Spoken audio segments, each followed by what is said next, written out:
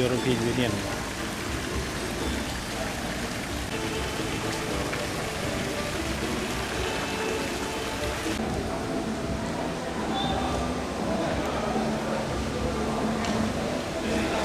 มีดนตรี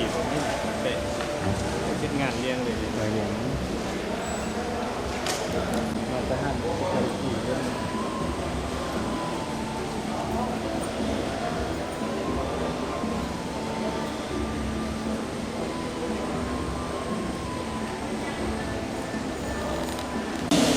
在万象新世界项目的后期开发上，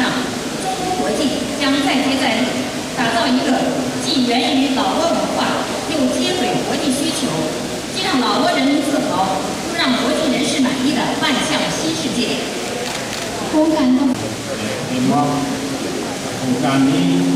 มีความสำคัญสุดยอดครับที่เราแนะนำไปฉะนั้นจึงตามหลักรัฐบาลข้าพเจ้าขอแสดงความเข้าใจต่อการนำทางรัฐและประชาชนจีนโดยเฉพาะการนำรัฐบาลลาวของพวกเขาตอนที่พวกเขาจะนับถอยหลังพร้อมๆกัน3 2 1ตัดแถบค่ะ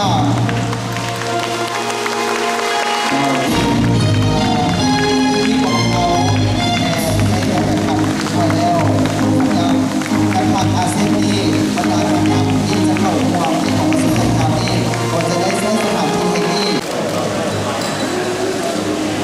เราถือได้ว่าอันนี้ก็เป็นบรรยากาศแห่งความสำเร็จ